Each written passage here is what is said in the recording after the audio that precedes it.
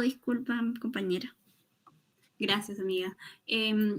Buenas noches con todos. En primera instancia, agradecerles por tomarse el tiempo en asistir a en esta ponencia. Es un tema muy importante, como ya lo mencionó mi compañera, que lo va a dirigir la licenciada que se va a conectar por ahora. Y bueno, más que nada hacerle algunas normas dentro de la participación del día de hoy, ¿no? Sino que también mantengamos el micro apagado, por favor, para escuchar atentamente la ponencia y escuchar la licenciada que nos va a brindar este tema tan importante para todos ustedes, como también mencionarles que las preguntas que ustedes quieran realizar pueden ir escribiendo por mensaje o también al final finalizando la ponencia pueden levantar la manito para que puedan encender su micro y puedan interactuar de esta manera también con la licenciada. Por otro lado, también por ahora les voy a copiar por mensaje el link de asistencia para que ustedes puedan ir registrándose, por favor.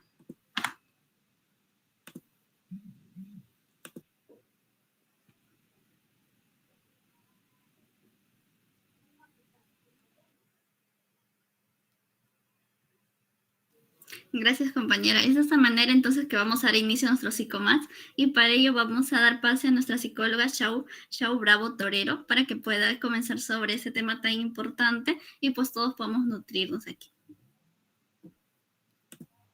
Adelante, psicóloga, por favor.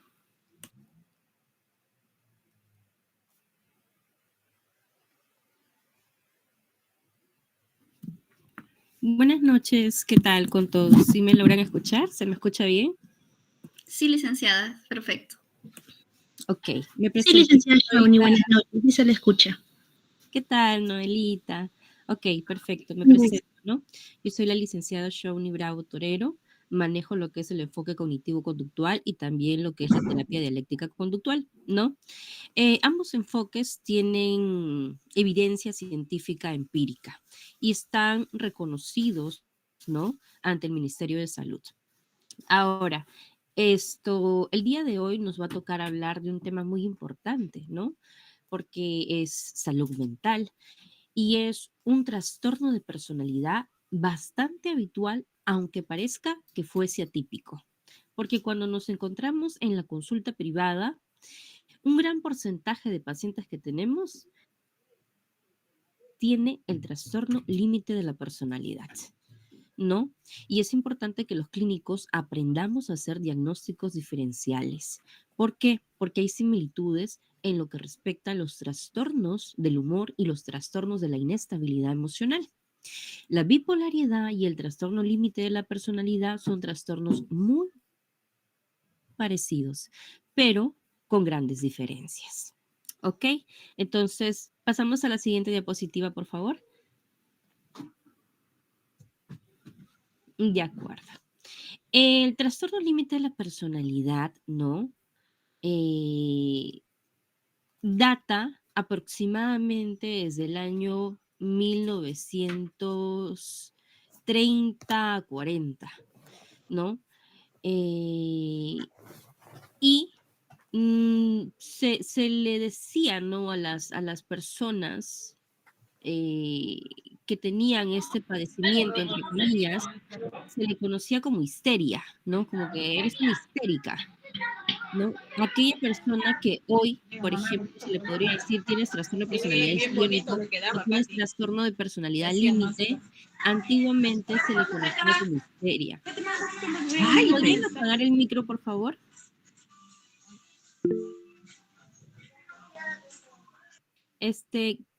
Chris Carre, ¿podría apagar su micro, por favor?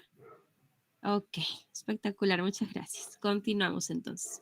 En el año 1930, 1940, Sigmund Freud, con el avance del psicoanálisis, comienza a darse cuenta de que había mujeres, porque este padecimiento afecta más a las mujeres que a los hombres. Eso lo vemos en la prevalencia, ¿no? Porque en las prevalencias estadísticas, porque según los artículos de investigación indican que las personas que asisten a mayor consulta por trastorno limítrofe de la personalidad son mujeres más en comparación que los hombres. Entonces, según Freud, en aquella época no había tanto avance, entonces le había colocado el nombre de histeria, ¿no? es una mujer histérica por la inestabilidad emocional, por los arranques de ira, por los arrebatos, por las ideaciones suicidas, pero hoy en día ya se le cataloga, ¿no?, como un trastorno de la personalidad que pertenece al conjunto B de los trastornos de la personalidad. Hay que entender que existe el conjunto A, el conjunto B y el conjunto C de los trastornos de la personalidad, y el TLP se encuentra en el conjunto B. ¿Sí? Las personas con TLP tienen comorbilidad con la depresión, con la ansiedad. Sí, Sí, tienen comorbilidad con la psicosis. Sí, en algunos casos. ¿Ok? Vamos a partir de ahí. Ahora, en el DSM-5, tanto en el CIE-10, ¿no? Principalmente en el CIE-10, que es un libro de bolsillo, lo encontramos como el F60.3. ¿De acuerdo? Hay dos tipos, tipo impulsivo y de tipo límite. ¿cuánto más ya te queda? ¿De acuerdo? Eh, a veces pensamos que el trastorno límite de la personalidad es un trastorno unificado, unilateral. No, es un trastorno que tiene miles de maneras de expresarse. No todas las personas tienen los mismos criterios diagnósticos. Recuerden que hay dos tipos según el manual de diagnóstico, ¿no?, de los trastornos mentales, que es el CIE-10. Sin embargo, otros autores indican de que existen más de dos tipos de trastorno límite de la personalidad. Sería bueno investigarlo como para que vayan fogueándose un poquito del tema, porque en realidad el tema es bastante amplio. Ahora, acá indica, ¿no? Es una condición de salud mental que se caracteriza por un patrón generalizado de la inestabilidad en las relaciones interpersonales. Exactamente.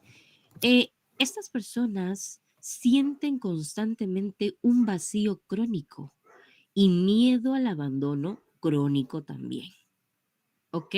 Eso es lo que genera la inestabilidad emocional. Tienen arranques de ira, comportamientos erráticos y a nivel no cognitivo, distorsiones mentales. Una de esas distorsiones mentales son los pensamientos polarizados, de extremo a extremo. O me ama o no me ama. O se queda o me abandona. Asimismo, tienen alteraciones en su autoimagen, ¿no? Tienen alteraciones en el estado del ánimo, pero no es como la bipolaridad. Aquí vamos a hacer hincapié. Se podría decir que las alteraciones en el estado de ánimo de las personas limítrofes es son por periodos muy cortos, ¿no? Puede fluctuar de un minuto a minuto, de una hora hacia una hora. En cambio, en lo que es la bipolaridad, estamos hablando de la manía depresiva. Son periodos largos de manía, 2 semanas, un mes, periodos largos de depresión, un mes, 2 meses, 6 meses con depresión, ¿no? En cambio, en el trastorno límite de la personalidad, los cambios emocionales son bruscos. Eso es lo que marca la diferencia, ¿no? Y lo otro es que son personas hipersensibles a nivel emocional. Algunos indican, ¿no?, de que este trastorno es más de carácter emocional y se debe o está relacionado con abusos sexuales, rechazo, indiferencia, maltrato físico severo, ¿no?, problemas intrafamiliares o abandono. Principalmente abandono.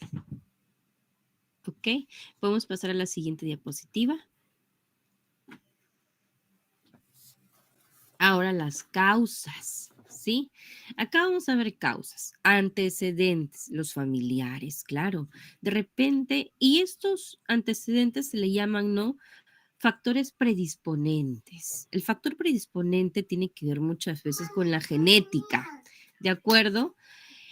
Cuando hablamos de la genética, si, por ejemplo, mi madre padece de TLP diagnosticada, tengo el 50% de probabilidad también de desarrollar un trastorno límite de la personalidad. De tíos a sobrinos un 25%, ¿no? Y de abuelos a nietos también es un 25%. Pero hay una alta probabilidad cuando hablamos de madres a hijos, sobre todo altas probabilidades en las mujeres porque son las que estadísticamente tienen mayor vulnerabilidad a contraer o a desarrollar, mejor dicho, este trastorno de la personalidad. Factores cerebrales. se indica, ¿no?, de que hay un mal funcionamiento en el sistema límbico y en el hipocampo, reguladores de las emociones. Se indica también, ¿no?, a través de encefalogramas, estudios diversos que se han hecho a través de las neurociencias, de que a estas personas les hace falta litio en el cerebro. El litio es un químico regulador del estado del ánimo. Y es por eso que estos pacientes tienen que recurrir a la psicofarmacología. No solamente llevan un tratamiento psicológico, sino también psiquiátrico, ¿de acuerdo? Y el tratamiento psiquiátrico normalmente es crónico, de por vida, porque en cuanto dejan la medicación, lo más probable es que recaigan. ¿Ok? ¿Qué es lo que toman ellos? Estabilizadores del ánimo. Los estabilizadores del ánimo contienen este neurotransmisor, ¿no?, que es necesario para regular las emociones, que es el litio. Ahora vemos factores ambientales, culturales y sociales. Ahí, ¿no?, como me refería anteriormente, estamos hablando de que estas personas quizás sufrieron abuso sexual, tocamientos indebidos, abandono parental, familias negligentes, ¿no? De repente se criaron en un entorno muy violento y donde hubo ausencia de afecto.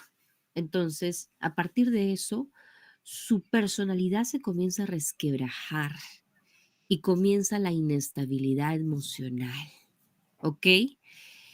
Pero, vuelvo a repetir, las investigaciones datan que la enfermedad es más de carácter emocional que biológica. En la bipolaridad hay diversos estudios y las investigaciones, los artículos de investigación, autores muy importantes y reconocidos indican que es más de carácter biológico en comparación con el TLP.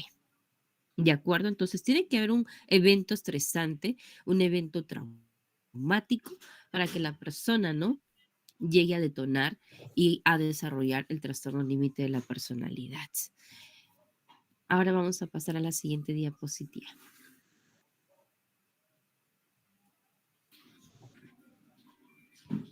¿Sí? ¿Sí me logran escuchar? Sí, ¿verdad? Ok. Sí, Criterios licenciada. diagnósticos. Es importante saber los criterios diagnósticos, porque yo podría confundir la ciclotimia, la bipolaridad, la distimia, la depresión con el TLP, porque estamos hablando que son trastornos del humor y también trastornos de la inestabilidad emocional. ¿Ok? Entonces yo tengo que conocer los criterios diagnósticos. ¿Para qué? Para que cuando yo hago la entrevista clínica y recabe yo la información, ir viendo, ¿no?, cuántos criterios me va cumpliendo esta persona. ¿Ok? Por lo menos tiene que cumplir 4 criterios para hacer un diagnóstico presuntivo, ¿no? Una presunción de que tiene o de que hay probablemente un trastorno límite de la personalidad. No pueden ser menos de 4 criterios. Y también es importante saber el estadio en el que se encuentra la persona. ¿Ok? Porque a veces podemos decir, esta persona tiene TLP, pero no, la persona de repente se le acaba de fallecer una persona, ¿no? Un familiar importante. Entonces la persona se desconfigura, sus pensamientos se distorsionan, puede que tener ideaciones suicidas, puede tener comportamientos propios de una persona con TLP. Entonces también es importante la entrevista y recabar la información para saber, ok, diagnósticos diferenciales, porque no puedo hacer un diagnóstico eh, mm, antiético, ¿no? Tengo que hacer un diagnóstico bastante agudo, bastante fino, bastante observable, bastante investigado y tengo que ver la situación en la cual se encuentra mi paciente. Porque me puedo confundir y si yo me confundo, mi paciente se va a psiquiatría, le mandan un fármaco que no le va a servir y el tratamiento se va a la borda. Entonces vemos los criterios diagnósticos. Primero, esfuerzos desesperados para evitar el desamparo real o imaginario, ¿no? Esto es importante. Las personas con TLP son altamente dependientes emocionales. Constantemente están imaginando que sus parejas les va a abandonar. Muchos de ellos desarrollan delirios, algunos delirios serotípicos, ¿no? La está mirando a ella, de repente ella es mejor que yo, pero todo viene a causa de la cognición, ¿no? Lo que ellos piensan y es tener constantemente la idea crónica de que van a ser abandonados. Y son fluctuantes, porque muchos de ellos se catalogan como malas personas, pero cuando están en su faceta de delirio de grandeza, se catalogan como personas importantes, porque son inestables emocionalmente, ¿no? Y uno de los pensamientos es, antes que me abandones, mejor te abandono yo. Y es por eso que tienen relaciones muy intermitentes, de tira y afloja. Están y no están. Ahora, comportamiento suicida, no. Automutilación, sí, por supuesto que sí hay. No solamente los comportamientos autodestructivos son de repente cortarse, jalarse el cabello, golpearse. Comportamientos autodestructivos también es embotarse de alcohol, drogas, ¿no? De repente tener relaciones sexuales sin protección. Eso también son comportamientos autodestructivos. Esto comportamientos lo tiene la persona limítrofe, sí, sí los tiene. ¿Ok? No todos, pero su gran mayoría sí los tiene. Ahora, patrón de relaciones interpersonales inestables, intensas, que se caracterizan por una alternancia entre los extremos, la idealización y la devaluación.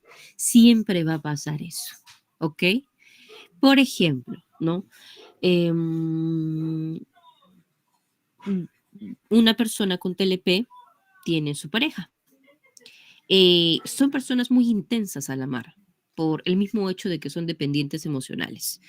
Pero si su pareja hace algo que no estaba dentro de sus parámetros, comienza la devaluación.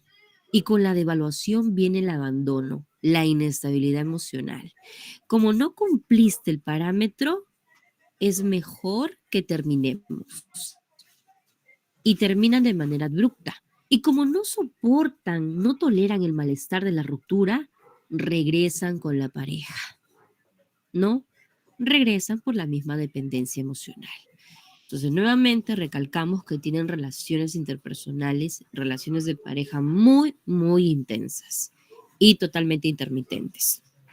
Normalmente suelen relacionarse con personas de apego evitativo o personas con trastorno de la personalidad narcisista.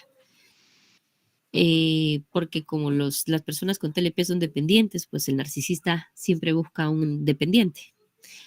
Pero eso ya es otro tema que esperemos en algún momento podamos tratar. Ahora, dice, ¿no? Alteración de la identidad, inestabilidad intensa y persistente de la autoimagen del sentido del yo, ¿ok? Alteración de la identidad. Cuando hablamos de alteración de la identidad, hay una distorsión también de la imagen corporal, tienen baja autoestima, pero no hablamos solamente de la distorsión de la imagen corporal y baja autoestima, sino también de la alteración de la identidad del yo, porque, por ejemplo, pueden cambiar con respecto a la idea que tienen sobre su sexualidad. ¿Ok? Por ejemplo, el día de hoy yo me considero heterosexual, después comienzo a tener vínculos con personas homosexuales, ¿no? Con personas lesbianas de repente, y se me puede meter la idea de probar y automáticamente comienza, ¿no? La desconfiguración y la inestabilidad con respecto a la alteración de mi identidad. Puedo considerarme también que soy lesbiana, aunque muy en el fondo sé que no lo soy. Pueden llegar a extremos. Es por eso que se le llama trastorno de la personalidad límite, ¿no? Borderline, bordean los límites. Si quiero estar con una mujer, pues me acuesto con una mujer. Si quiero consumir drogas, pues consumo drogas. Si de repente veo a un taxista y tengo necesidad de tener relaciones sexuales, me subo en el taxi y le ofrezco tener relaciones sexuales. A ese extremo pueden llegar las personas con trastorno límite de la personalidad. Ahora, impulsividad en 2 o más áreas que son potencialmente autolesivas. Gasto, sexo, drogas, conducción temeraria, atracones alimentarios. ¿Ok? Importante. Les hablaba del sexo.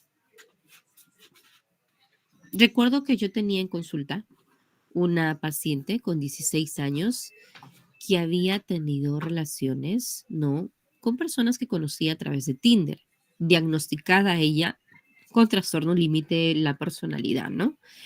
Tenía relaciones sexuales, tenía 16 años y siempre buscaba personas mayores de 40 años. Tenía como una especie de fijación con estos hombres. No se protegía porque buscaba quedar embarazada. A la misma vez también se había acostado, ¿no? Con el esposo de su mamá. O sea, la chica no tenía límites, ¿no? Se sentía culpable por momentos por lo que había hecho, pero luego comenzaba la inestabilidad emocional y cuando sentía vacío crónico tenía la necesidad de buscar, ¿no? De buscar tener relaciones sexuales exclusivamente con desconocidos y en situaciones peligrosas. Entonces, hace alusión al criterio 4. Es una realidad que lo podemos ver en consulta, ¿no? Dice, nota, no incluir el comportamiento suicida ni de automutilación que figuran en el criterio 5. Bueno, no todos tienen comportamientos de automutilación, pero sí tienen comportamientos autodestructivos. No es que me corte, ¿no? Que es el cutting, porque a veces decimos, no, tiene TLP, obviamente que se tiene que cortar. No, no, no, no. Comportamientos autodestructivos. Sexo, ¿no? Sexo inseguro, sin protección, consumo de drogas, gastos inadecuados. Tenía un paciente también con TLP, un paciente que tenía buenos recursos económicos.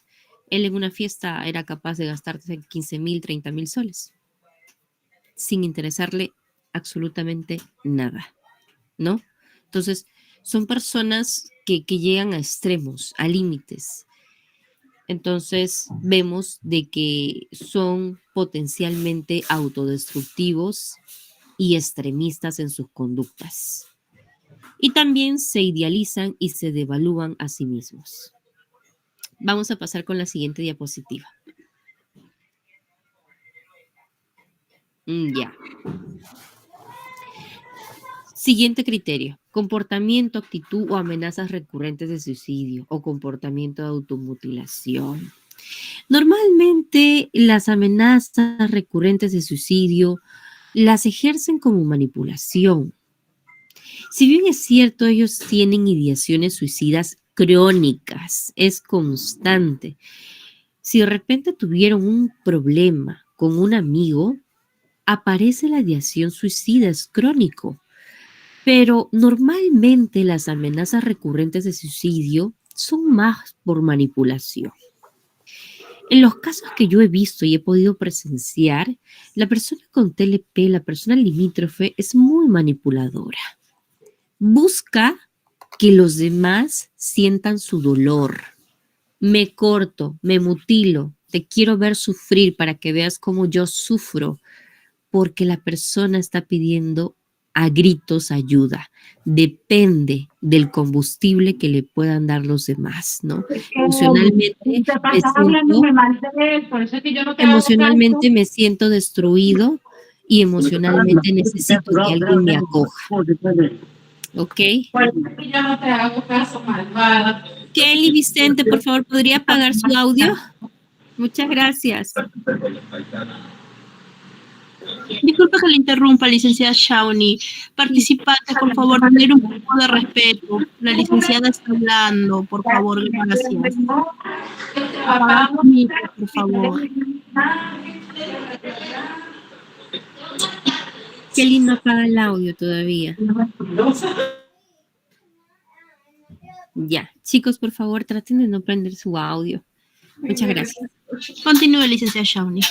Ok, ahora, hablamos, ¿no?, de inestabilidad, en el criterio 6, inestabilidad afectiva debida a una reactividad notable del estado de ánimo. Episodios intensos de disforia, irritabilidad, ansiedad que generalmente duran unas horas y raras veces más de unos días. Importante, chicos, ahí hacen el diagnóstico diferencial. En la bipolaridad no dura unas horas, no dura unos días, dura semanas, dura meses, ¿no? El episodio maníaco y el episodio depresivo. En cambio, aquí vemos inestabilidad emocional errática y fluctuante, demasiado fluctuante. Puede ser de 1 hora a 1 hora, puede ser de 5 minutos a 5 minutos, un cambio, una inestabilidad elocuente, que es incoherente incluso, ¿no? Es muy difícil tener una relación de pareja con una persona con TLP. Pero si las personas son tratadas, pueden tener una vida completamente funcional, ¿ok? Disforia sí. Sufren de disforia, no llegan al estado de la manía, pero sufren de disforia, ¿no? En el estado de disforia tienen hiperactividad, tienen mucha energía, ganas de hacer muchas cosas, pero no es un efecto maníaco.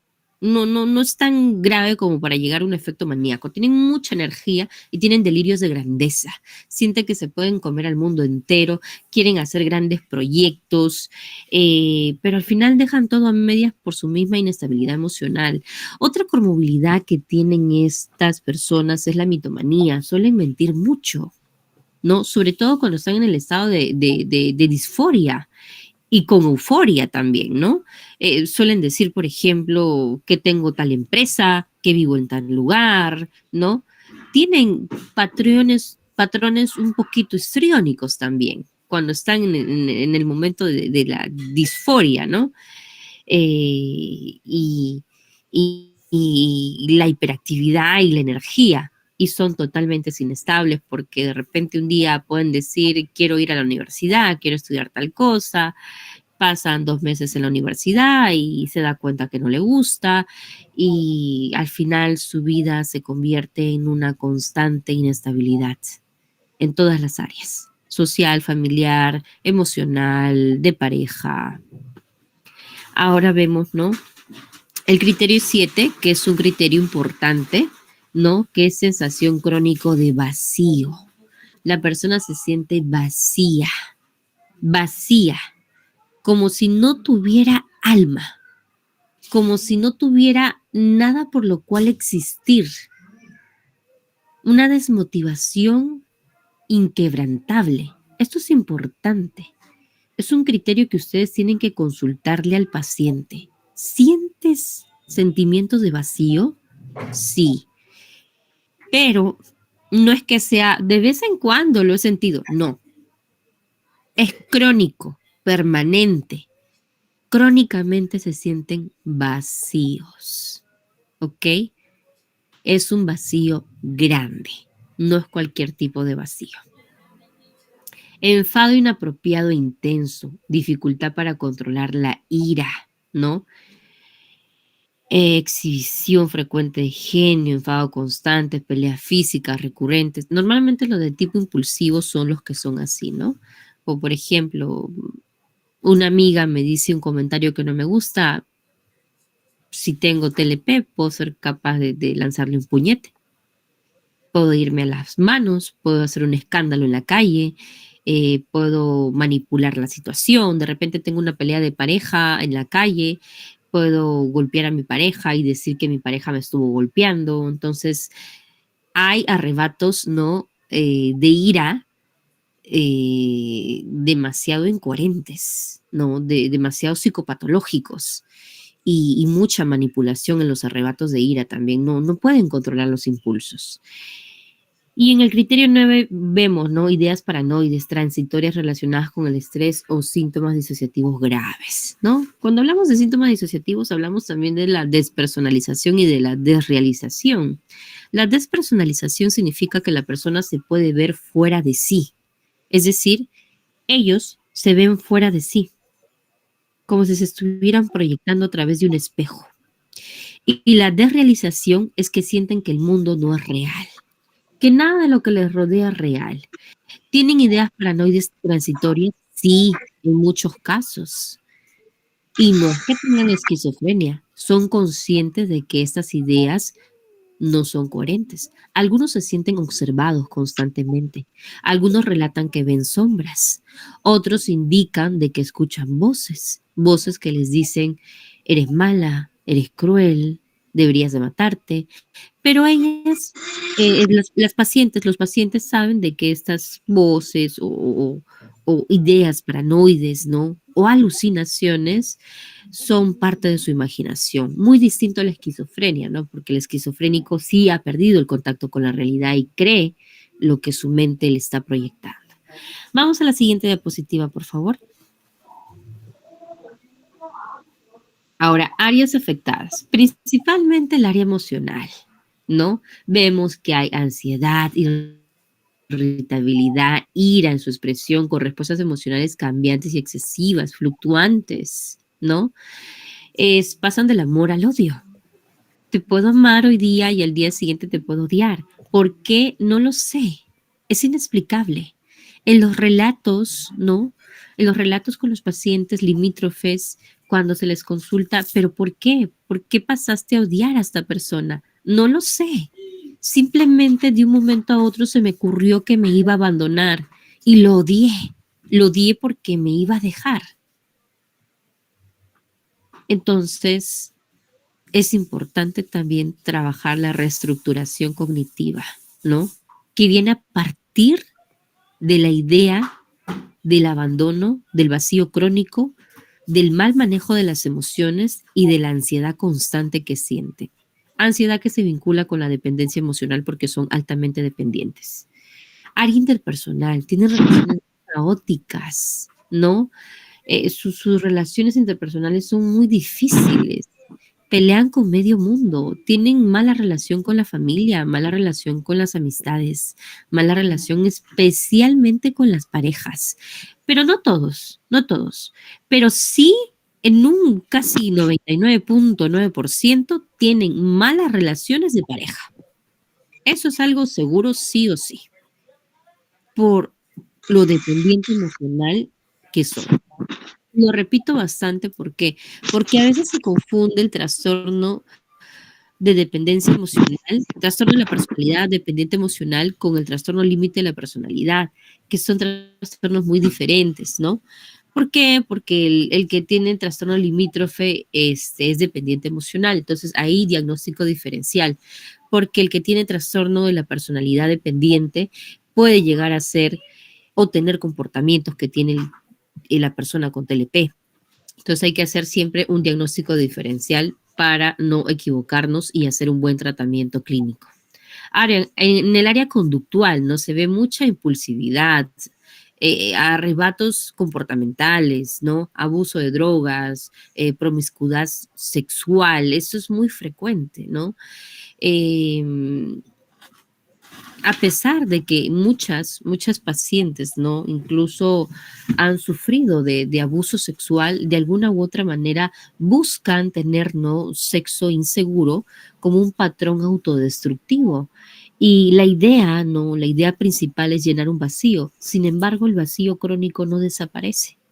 Entonces, también se tienen que tratar los problemas conductuales, ¿no? Que ellos aprendan a tener freno en cuanto a sus conductas de afrontamiento. Sus conductas de afrontamiento son totalmente inadecuadas y son temerarias, son conductas que atentan incluso contra su vida. Ahora también hay los TLP consumidores, ¿no? Que tienen psicopatología dual, que se le llama así, que aparte de tener trastorno límite de la personalidad, consumen alcohol y drogas, ¿no? Entonces, a veces el paciente viene vengo porque consumo drogas y quiero un tratamiento para curarme de las adicciones, ¿no? Sanarme, o sea, superar la adicción. Y hacemos un diagnóstico y nos damos cuenta de que tiene TLP. Entonces, ahí vemos la raíz, ¿no? La razón por la cual comenzó a consumir. ¿Por qué? Por el comportamiento impulsivo y con la esperanza de llenar el vacío. Y a eso se le añade la dependencia. Y la adicción también es un tipo de dependencia. Ahora vamos con la siguiente diapositiva, por favor.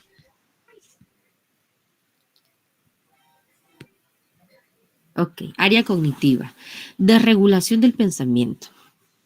Según Aaron Beck, ¿no? Aaron Beck, que fue el creador de la teoría de las distorsiones cognitivas, indica de que existen, ¿no?, diferentes distorsiones mentales en las personas con trastorno limítrofe de la personalidad, principalmente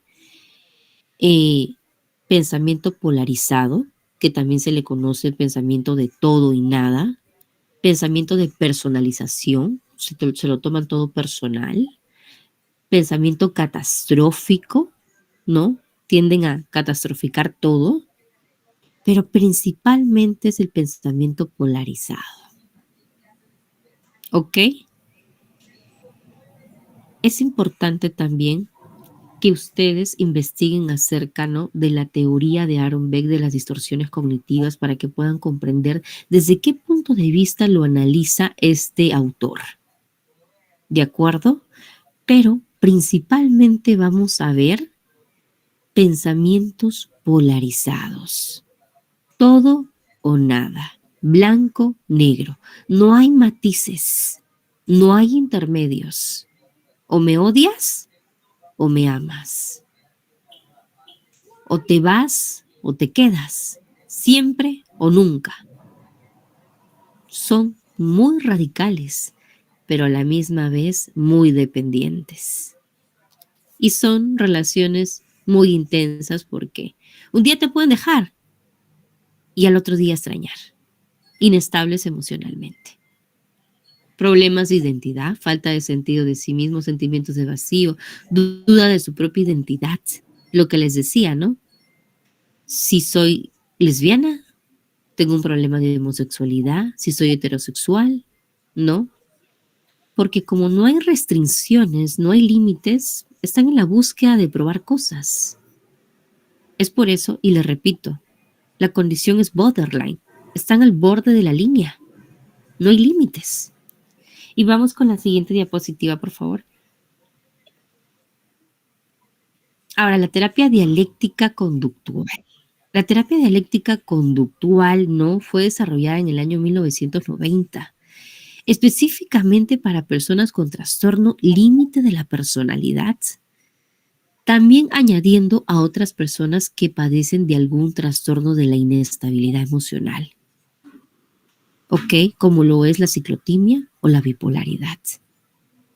O también algunos trastornos del humor, pero principalmente para el trastorno límite de la personalidad, ¿no? Se desarrolló como una intervención para pacientes con conductas suicidas principalmente. ¿Por qué? Porque las personas limítrofe, sobre todo las que llevan tratamiento ambulatorio, quiere decir que llevan tratamiento no por fuera, solamente por consulta, no es que estén internados, tienen intentos de suicidio recurrentes. Entonces, la autora de la terapia dialéctica conductual realizó se podría decir, una técnica llamada ACCEX, ¿no? Cada sigla significa algo, para poder intervenir en cuanto a los comportamientos autolesivos, ¿no? Entonces fue desarrollando la terapia y cada vez se dio cuenta de que hizo un estudio, ¿no? Hizo un estudio con una muestra eligió una población, sacó una muestra de personas con trastorno límite de la personalidad, hizo un estudio y comenzó a ver cada una de las, se podría decir, necesidades, ¿no?, que se tenían que atender en estos pacientes para que ellos pudieran llegar a la recuperación, tener una vida funcional y poder tener una estabilidad emocional elocuente, ¿no?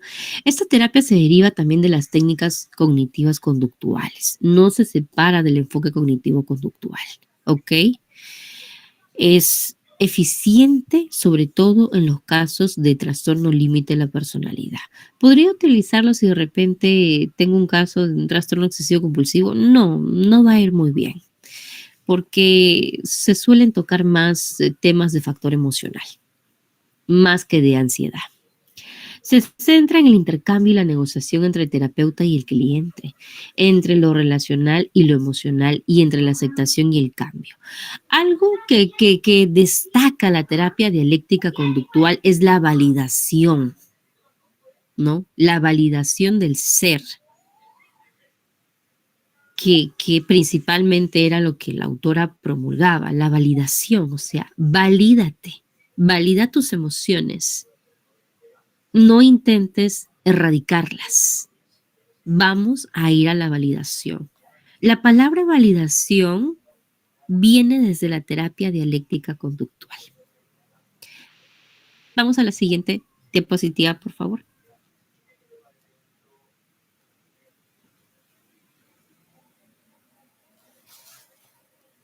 Chicas, ¿sí están? Sí, licenciada, ahorita mi compañera Normis lo va a compartir Ok. Ahí está.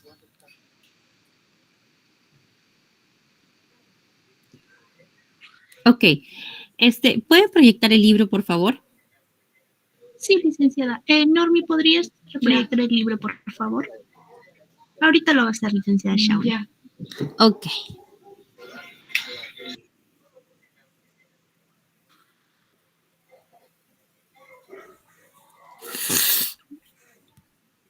Ok, en el punto 1 que te dije, Noelita.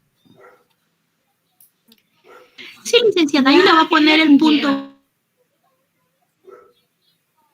Ahí lo va a poner, licenciada. Normisita, porfa, en el punto 1 que te indiqué.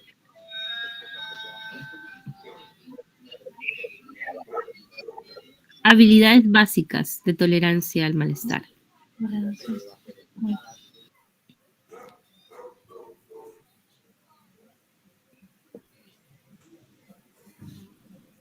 Ya, ok.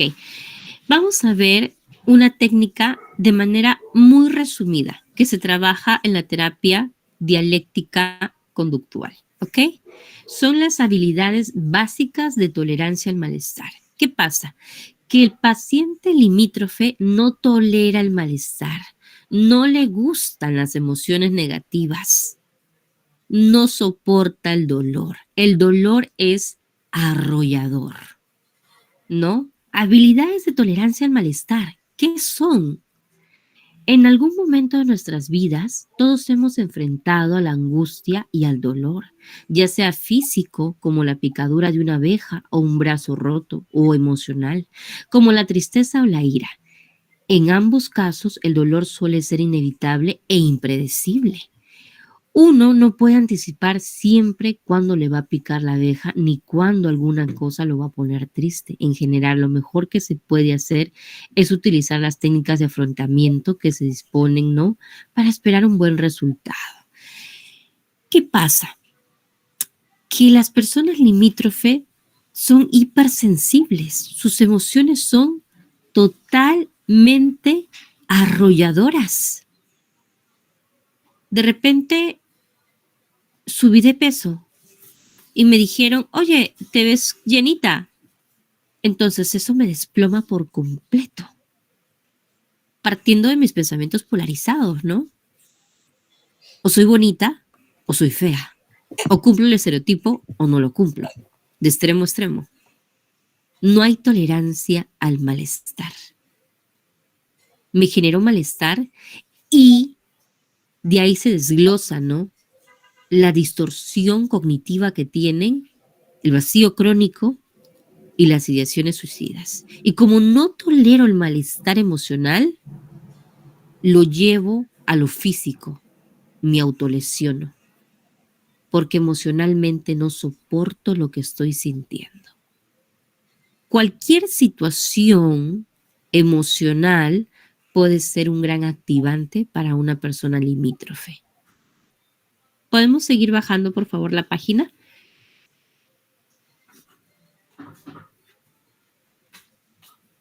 Ok. Ya, vamos a bajar, a bajar, a bajar, a bajar.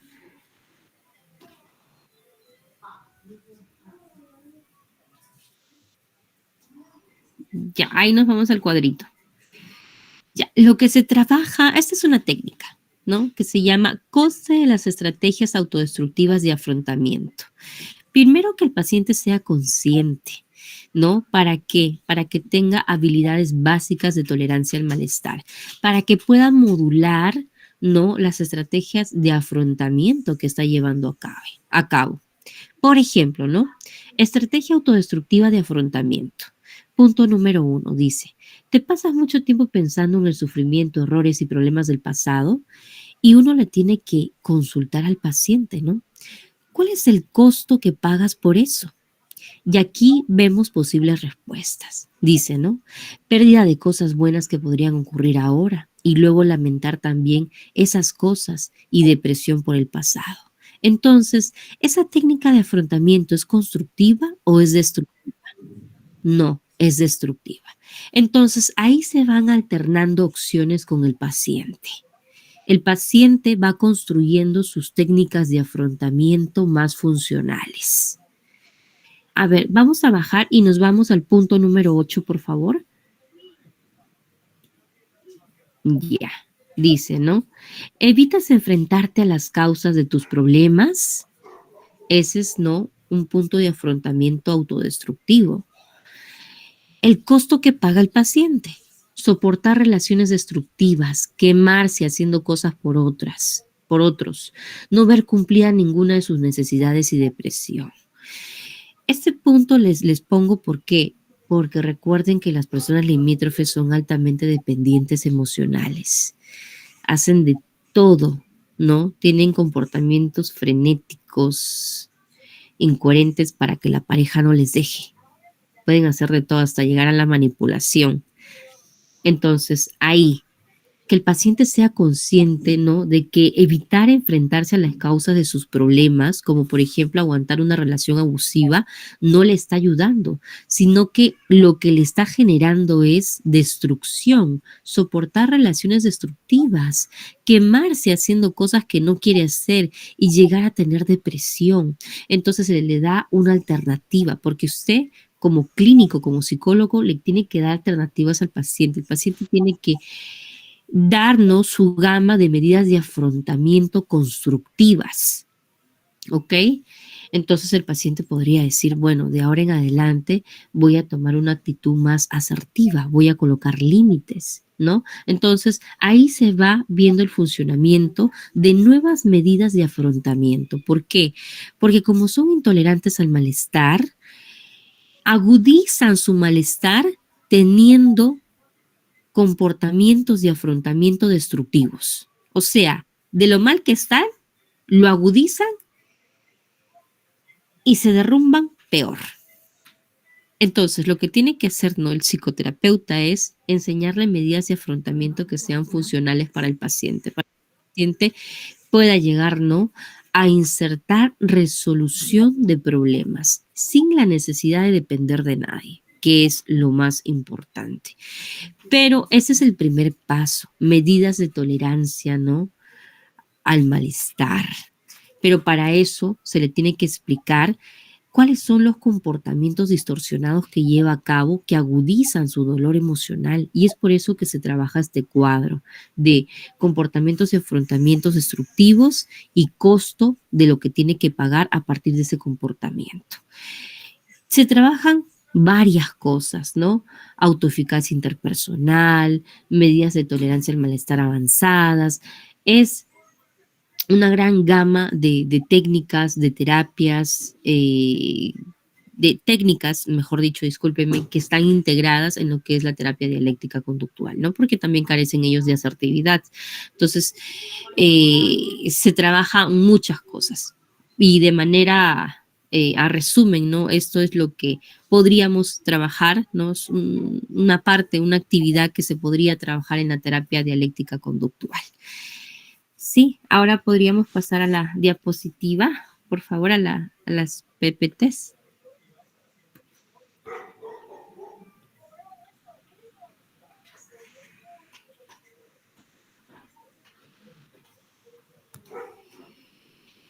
Ok, y aquí para resumir, ¿no?, lo que siempre tenemos que tener en cuenta. Primer paso, contacto, ¿no? El primer paso es el desarrollo del proyecto, será el contacto con el cliente, tener un buen rapport, la empatía del caso. Es importante que el paciente se sienta validado. El paciente limítrofe busca mucha validación, pero cuidado con que genere dependencia con usted. Es importante la validación, la empatía, pero no llegar al extremo de que el paciente se vuelva dependiente del psicoterapeuta. Paso número 2, necesidad y presupuesto, ¿no? Es muy importante conocer las necesidades del cliente y si se ajustan al presupuesto. Esto es importante porque la terapia dialéctica conductual es una terapia muy costosa. Muchos de los pacientes no tienen la economía ni los recursos para poder asistir a una terapia dialéctica conductual. Entonces, aquí sé que muchos son psicólogos y yo los invito, ¿no? También a concientizar, ¿no? Esa parte, ¿no? De cuando se ve de que hay pacientes con bajos recursos económicos, brindarle la ayuda correspondiente, porque sabemos que también nuestro trabajo es vocación de servicio, ¿no? Si vemos que el paciente necesita la ayuda y no tiene los recursos económicos, podemos hacer una categorización económica, porque la idea principal es brindarle ayuda al ser humano. Tercer punto, primera propuesta, ¿no? Realizaremos una primera propuesta ajustándonos a las necesidades del cliente. Es importante negociar, conocer la personalidad del paciente, sus actitudes, sus preferencias, sus gustos, romper el hielo un poquito para saber, ¿no?, cuál va a ser el método de trabajo. No podemos de repente ser muy confrontativos. Quizás tenemos que ser más validadores que confrontativos. O de repente al paciente le encanta que el terapeuta sea confrontativo. Excelente. Pero eso usted lo va a deducir en la parte de la entrevista. Punto número 4, reunión y revisión, ¿no? Compartiremos esta propuesta con el cliente y escucharemos sus comentarios para personalizar la propuesta, ¿no? Vamos a hacer lo que se llama un esquema, ¿no?, psicoterapéutico, y le vamos a enseñar qué es lo que vamos a trabajar a partir de la psicoterapia, ¿no? Vamos a trabajar esto, y también ver si el paciente está comprometido y si está de acuerdo con las actividades que se van a trabajar, porque a veces los pacientes no quieren trabajar algunas actividades porque tal vez son actividades que les generan sensibilidad emocional y no se sienten preparados. Entonces, es importante negociar también con el paciente para tomar en cuenta sus opiniones. Proyecto final, ¿no? Plantearemos el proyecto final al cliente de acuerdo a los cambios solicitados. Si de repente el paciente dice, mira, ¿sabes qué? Me gustaría trabajar de esta manera, de tal y tal. Entonces, hacemos los cambios correspondientes y cambiamos el plan terapéutico. Y número 6, no es el pago, ¿no? Una vez que el cliente está satisfecho con la propuesta final, se realiza el pago por el proyecto. Bueno, también necesitamos ser remunerados, pero si vemos que hay un paciente con bajos recursos económicos, también hay que tener ese alcance de ayudar a las demás personas. Ok, hasta aquí hemos llegado. Muchísimas gracias con todos.